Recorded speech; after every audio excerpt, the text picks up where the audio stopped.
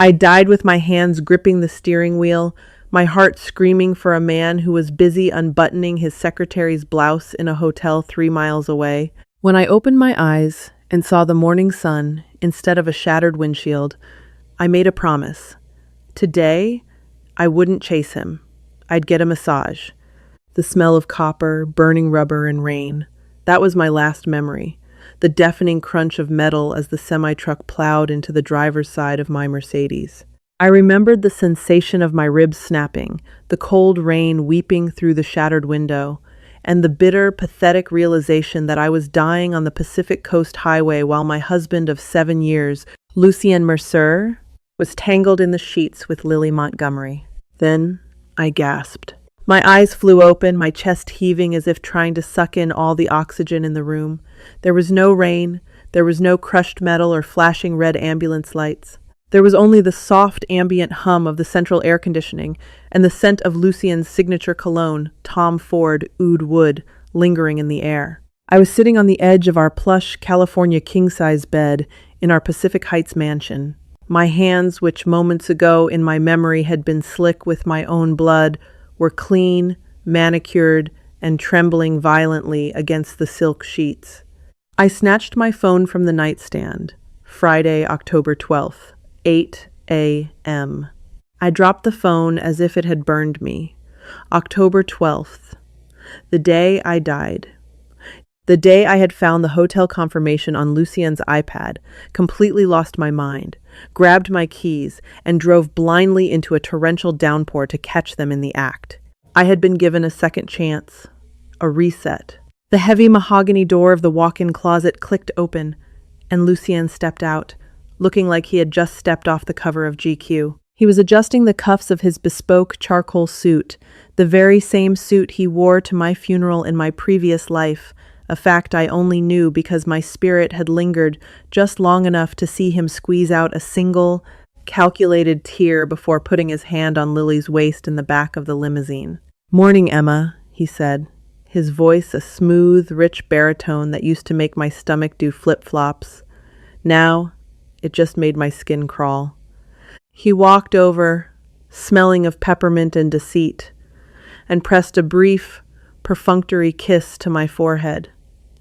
"I've got an emergency board meeting today. Might run late. Don't wait up for dinner, all right?" In my past life, this was the moment I had nodded like a dutiful little wife, only to discover his emergency board meeting was a weekend rendezvous at the St. Regis in San Francisco, followed by a chartered flight to Cabo. "An emergency?" I asked, keeping my voice remarkably level. I looked up at him, studying the sharp jawline and the striking green eyes that had lied to me for nearly a decade. "Yeah, the merger with the Harrison Group is hitting a snag," he lied effortlessly, checking his Rolex. "I'll make it up to you, I promise. Maybe we'll go to Napa next weekend." "Take all the time you need, Dom," I smiled, a cold, empty thing that didn't reach my eyes. "I have some errands to run myself." "Good. Have fun, babe," he said, already turning his back on me. He grabbed his leather briefcase and walked out of the bedroom. A minute later, I heard the heavy front door thud shut, followed by the distant roar of his Aston Martin pulling out of the driveway. The moment the house fell silent, the residual panic of my past death evaporated, replaced by a crystalline, icy rage. I wasn't going to cry. I wasn't going to get in my car. And I certainly wasn't going to die for Lucien Mercer ever again. I picked up my phone and dialed my lawyer, Richard Gallagher. Richard had been my father's attorney and had vehemently opposed my marriage to Lucien. He was the only person who knew that the bulk of Lucien's venture capital firm was secretly propped up by my family's trust, a trust Lucien had been slowly siphoning to fund his lavish lifestyle and his mistresses. "Emma," Richard answered, sounding surprised. "It's barely 8:30. Is everything all right?" "Richard, I need you to execute the contingency protocols on the Kensington Trust immediately," I said, my voice crisp and authoritative. There was a pause on the line. "The contingency protocols? Emma, that will freeze all liquid assets tied to Lucien's firm. It will sever his access to the joint accounts. What's going on?" "Lucien is having an affair," I said plainly, "and he's planning to move $3 million from our joint account into an offshore LLC by Tuesday. I want every single account frozen, citing suspicious activity. I want the Kensington Trust walled off, and I want the divorce papers drafted by noon." "Good God," Richard muttered, though I could hear the distinct sound of a man who was finally getting to do the job he'd waited 7 years to do. "Are you safe? Where is he?" "He's currently on his way to the St. Regis to meet his secretary, Lily Montgomery. From there, they plan to fly to Cabo, which brings me to my next request. I need the number for Arthur Penhaligon." Arthur was the most ruthless private investigator in California. In my past life, I had learned about him too late. "I'll text you Arthur's direct line right now," Richard said. "Emma." "I'm sorry, but I am also incredibly relieved you're finally seeing him for what he is." "Me too, Richard. Let the bank know the credit cards need to be frozen by 11 a.m. Say it's a fraud alert. Let him sweat." After hanging up with Richard, I called Arthur. I gave him the make, model, and license plate of Dom's car, Lily's full name, and their exact itinerary. "I want photos, Arthur. High definition, undeniable proof. I want the concierge on record. I want the flight manifest. And I want it all handed to my lawyer by Monday." "Consider it done, Mrs. Mercer," Arthur rasped, sounding like a man who smoked 2 packs a day and lived for this exact kind of drama. With the trap set, I walked into my master bathroom and looked at myself in the mirror. I looked pale, exhausted from carrying the weight of a marriage that had been dead for years. In my past life, my last day on earth was spent crying until I threw up, driving recklessly in the rain, and dying on the cold asphalt. Today, the sun was shining. I opened my phone, navigated to the contacts, and dialed the number for the Elysian, the most exclusive, ridiculously overpriced day spa in the city, situated high up in a glass skyscraper overlooking the bay. It was the kind of place that required a 6-month waiting list, but my family name still carried weight in this city. "Elysian Spa, this is Genevieve speaking. How may I provide you with tranquility today?" "Genevieve, it's Emma Kensington," I said, intentionally dropping my married name. "I need your absolute nirvana package. The works: deep tissue, mud bath, facial, champagne. Do you have a cancellation today?" "For you, Miss Kensington? We will make the room. When shall we expect you?" "I'll be there in an hour." Stepping into the Elysian was like stepping out of the chaotic, smog-filled reality of the world and into an isolated bubble of pure zen. The air smelled of eucalyptus and lavender. Soft, ambient water features trickled in the background, masking the sounds of the bustling city hundreds of feet below. Genevieve, a tall, elegant woman with perfectly coiffed silver hair, greeted me personally. She handed me a flute of vintage Dom Perignon before I even reached the reception desk. "Welcome, Miss Kensington. Your private suite is ready," she murmured, guiding me down a dimly lit, fragrant hallway. I was escorted into a massive private room with floor-to-ceiling windows overlooking the San Francisco Bay. I changed into a plush, heated robe and lay face down on the massage table. As the massage therapist, a miracle worker named Sven began to work hot stones and warm oil into my terribly knotted shoulders, my phone buzzed on the side table. I peeked at the screen. A text from Arthur the PI. "Target has arrived at the St. Regis. Met female companion in the lobby. Heavy PDA. Photos attached." I swiped open the photos. There they were. Lucien, in his expensive charcoal suit, wrapping his arms around Lily, who was wearing a red silk dress that I had actually bought for myself 2 years ago, but had mysteriously gotten lost at the dry cleaners. A bark of laughter escaped my lips, startling the massage therapist. "Is the pressure okay, Miss Kensington?" Sven asked worriedly. "The pressure is perfect, Sven. In fact, you can go a little harder on the shoulders. I'm carrying a lot of dead weight."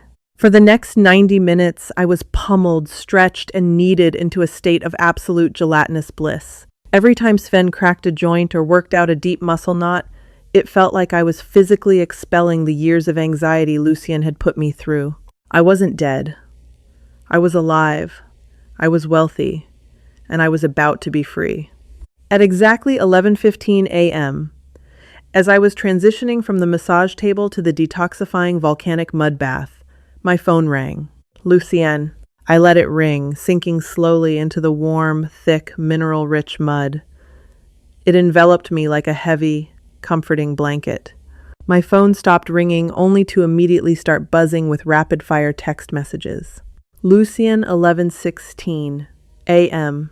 Did you do something to the Amex? It just declined at the concierge. Lucienne 11:17 a.m. Call me back. This is embarrassing. I'm trying to book a client lunch and the card is locked. Lucienne 11:20 Emma, pick up the damn phone. The bank is saying there's a security hold and only the primary account holder, you, can authorize it. I smiled, taking a slow sip of cucumber water from the glass resting on the edge of the tub. I could perfectly picture the scene. Lucienne, standing at the polished marble desk of the street. Regis, trying to act like a billionaire high roller in front of Lily, only to have the clerk hand back his sleek black card with a polite, pitying smile. Declined, sir. I picked up my phone with a towel-wrapped hand and typed back lazily. Emma, 11:25 a.m. Oh no, that's so weird. I'm at a silent retreat today and can't make calls. Must be a fraud alert. Just use your personal debit card for the client lunch. Love you. XOXO. I hit send and tossed the phone onto the plush chair nearby. Lucienne didn't have a personal debit card with any real money on it.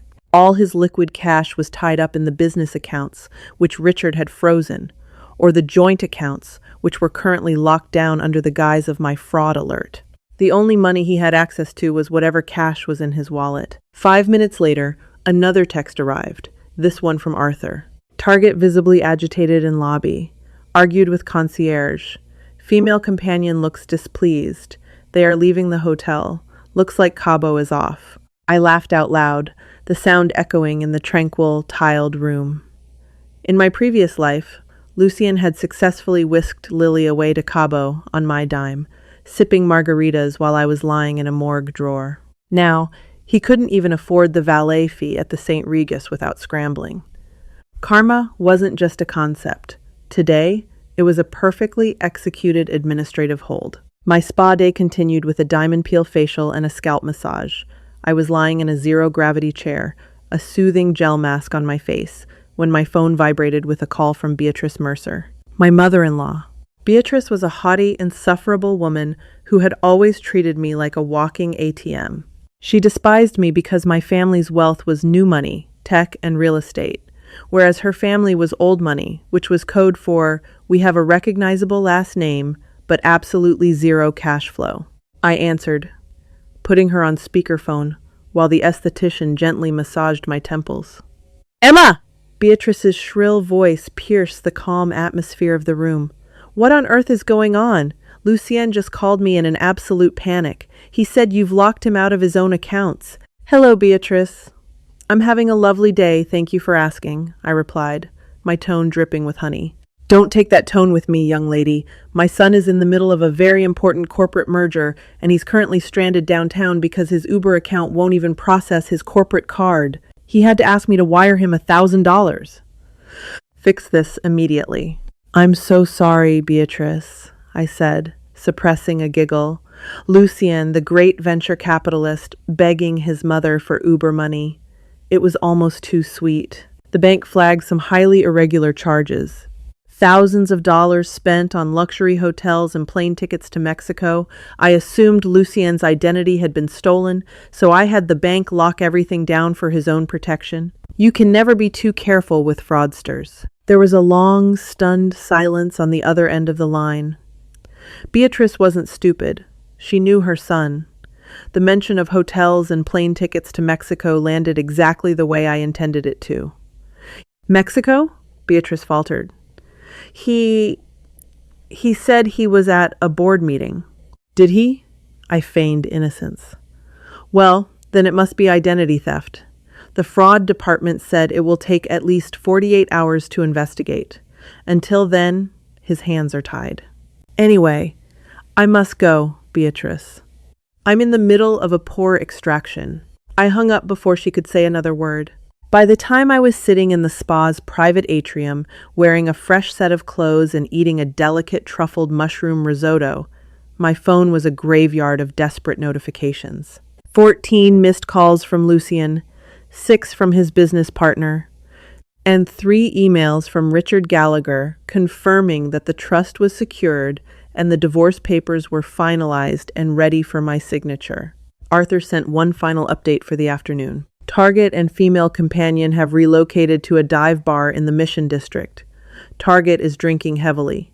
Female companion is on her phone, looking up flights to New York. Trouble in paradise. Lily Montgomery was a gold digger. I knew from my past life that the second Lucien's money dried up, her undying love for him would evaporate. Without the private jets, the street, Regis suites, and the limitless credit cards, Lucien was just a stressed, middle-aged man with a drinking problem and an anger management issue. I was simply speeding up the timeline of his inevitable ruin. I finished my champagne, left a generous tip for Genevieve and the staff, and walked out of the Elysian, feeling lighter than I had in a decade. I didn't smell like rain and copper anymore. I smelled like expensive essential oils and victory. But freezing his accounts was just the appetizer. Lucien Mercer was a man built on pride, public image, and the illusion of control. To truly balance the scales for the life he stole from me, I needed to dismantle him piece by piece in front of the very people he spent his life trying to impress. It was time to go home and get ready for dinner.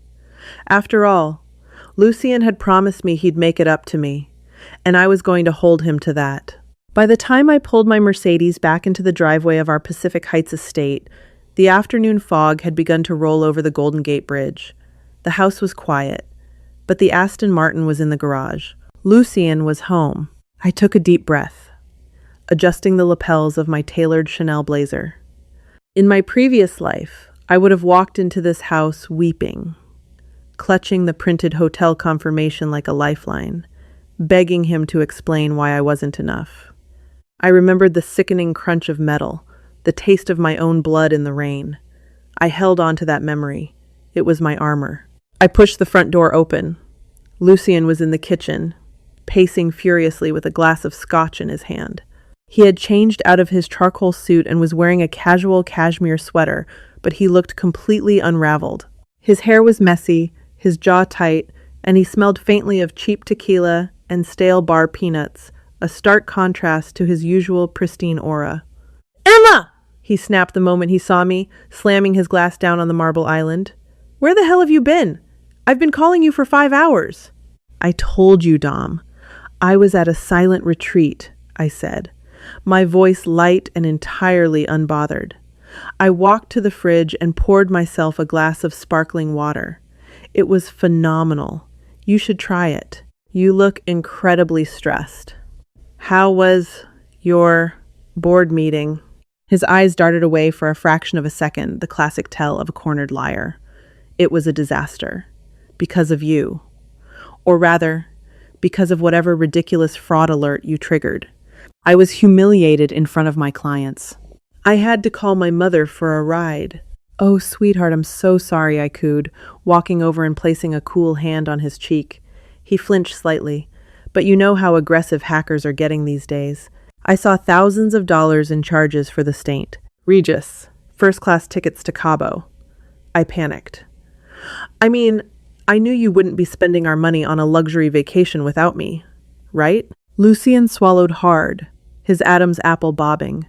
The color drained from his face, leaving him a sickly shade of pale. "Right. Of course. It must have been hackers." "Exactly," I smiled, patting his cheek firmly. "But don't worry, Richard is handling it. The bank needs 48 hours to clear the investigation. We just have to lay low. Speaking of which, you haven't forgotten what tonight is, have you?" He blinked, utterly thrown off balance. "Tonight? The Kensington Trust annual gala, Lucien," I sighed, feigning disappointment. "At the Fairmont Hotel? My family's charity event? The one where you are supposed to give the keynote speech about philanthropic venture capitalism?" "Right," he muttered, running a hand over his face. "Emma, I don't know if I'm in the right headspace for a gala tonight. The merger... The merger can wait, I interrupted, my voice dropping an octave, losing its sweet edge. Half of Silicon Valley will be in that ballroom tonight. If you don't show up, people will talk. They might think your firm is in trouble. We wouldn't want that, would we? He stared at me, searching my eyes for any sign of suspicion, but all he found was a serene, glassy reflection. Fine, he conceded. I'll go get dressed. As he trudged up the stairs, my phone buzzed. It was a text from Richard Gallagher. The trap is set. The auditor from the SEC has arrived at the Fairmont. Arthur is on standby in the lobby. See you tonight, Emma. I smiled at my reflection in the dark kitchen window. I wasn't just going to divorce Lucien. I was going to obliterate him. 2 hours later, I was draped in a backless emerald green silk gown, wearing the diamond Cartier collar Lucien had gifted me for our 5th anniversary. I knew now that he had purchased it using funds siphoned from a fake vendor account tied to my family's trust. Wearing it tonight felt like the ultimate poetic justice. The ride to the Fairmont was suffocatingly silent. Lucien kept checking his phone, his leg bouncing with nervous energy. He was likely trying to reach Lily. I had Arthur do a little digging while I was at the spa. As it turned out, Lily was not just Lucien's secretary. She was the sister of one of the chief financial officers at the Harrison Group, the very company Lucien was desperately trying to merge with. Lucien wasn't just cheating. He was sleeping with his target's sister to leverage the deal, while stealing my money to impress her. When we pulled up to the grand entrance of the Fairmont, the flashing bulbs of society photographers blinded us. Lucien instantly switched on his charisma, flashing his $1,000,000 smile, wrapping a possessive arm around my waist. Smile, darling, he whispered in my ear through gritted teeth. Let's get this over with. Oh, I'm smiling, Dom, I whispered back. This is going to be a night to remember. The grand ballroom of the Fairmont Hotel hummed with the quiet power of San Francisco's financial elite. Crystal chandeliers bathed the room in a warm golden glow as Lucien expertly worked the crowd. He shook hands, kissed cheeks, and flashed his trademark $1,000,000 smile, playing the role of the brilliant CEO and devoted husband, entirely oblivious to the trap snapping shut around him. I slipped away from the networking, moving quietly to the audiovisual booth overlooking the massive room. I handed a black USB drive to Leo, the technician I had tipped generously that afternoon. Cue it up, Leo. On my signal, I murmured. 15 minutes later, the clinking of silverware faded as the master of ceremonies called the room to attention. Lucien took his seat at the head table, looking perfectly at ease, the picture of arrogant perfection. Ladies and gentlemen, the MC boomed. Please welcome the chairwoman of the Kensington Trust, Mrs. Emma Kensington. The applause was polite, but echoing as I walked up the stage steps. The spotlight caught the diamonds at my throat, but my eyes were locked strictly on Lucien. He raised his champagne glass to me with a smug, self-satisfied smirk. Thank you all for coming, my voice rang out, crisp and amplified through the sound system. We are here tonight to discuss transparency. My father built this foundation on the belief that those who are given much must be held to the highest standards of integrity. I paused, letting the silence settle heavily. Unfortunately, trust is a fragile thing. Sometimes, the people we share our lives with use that trust as a shield for their own greed. Isn't that right, Lucien? A confused murmur rippled through the billionaire-filled tables. Lucien stiffened, his smirk vanishing. Emma, what are you doing? He hissed from his seat. Leo, I commanded into the microphone. Slide 1. The massive projector screen behind me roared to life. A 20-foot wide, high-definition photograph materialized, showing Lucien aggressively pulling Lily Montgomery into a passionate kiss outside the St. Regis that very morning. Gasps erupted from the crowd. A wine glass shattered somewhere in the back. Lucien shot to his feet, his face draining of color until he looked sick. Turn that off! Emma, have you lost your mind? Slide 2, I said smoothly. The image shifted to a heavily highlighted document incorporation paperwork for a Cayman Islands shell company. For the past 3 years, I spoke over the rising, chaotic chatter, my voice absolute ice. My husband has been systematically embezzling funds from the Kensington Charity Trust. The stolen total currently stands at $4.2 million. She's lying, Lucien bellowed, pure panic cracking his voice. He looked wildly at his investors and peers, but they were already stepping away from him in disgust. The lead partner from the Harrison Group was aggressively texting on his phone. It's a lie! Slide 3.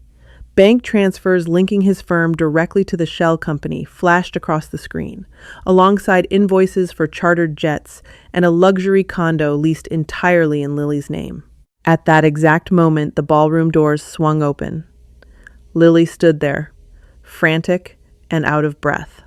She took one look at the massive screen detailing her leased condo, then at the room full of furious, powerful people glaring at her lover. Realizing her endless supply of money had just crashed into a brick wall, she turned on her heel and sprinted back out the door, abandoning him forever. I stepped away from the podium as Richard Gallagher calmly approached the head table. Flanking him were a forensic auditor and 2 uniformed San Francisco police officers. Lucien Mercer, the lead officer's voice cut through the pandemonium. Step away from the table. We have a warrant for your arrest regarding corporate fraud and grand larceny. Lucien's knees buckled. He looked like a man who had just watched his entire universe evaporate. His legacy, his wealth, and his freedom were incinerated in less than 5 minutes. He looked up at the stage, his eyes wide with a pathetic, desperate plea. Emma, please, it's me. You love me. I looked down at him. I remembered the cold rain. I remembered the shattered windshield of a life that no longer belonged to me. I don't know you at all, I said into the microphone. I watched as the police placed the silver handcuffs on his wrists, reading him his rights in front of everyone he had ever tried to impress. Karma hadn't just balanced the scales. It had dropped a boulder on his side. Walking off the stage, Richard met me at the bottom of the stairs and handed me a fresh glass of vintage champagne. The accounts are seized. He's looking at 10 to 15 years in federal prison, he smiled. How do you feel, Emma? I took a sip. It tasted like absolute sunshine. I feel reborn. Karma always collects its debts, and Lucien just paid with his entire life. If you loved this story of ultimate betrayal and a perfectly executed revenge, smash that like button right now. Don't forget to share this video with someone who loves a good comeback, and subscribe for more intense, dramatic stories. Let me know in the comments, what would you have done to Lucien? See you next time.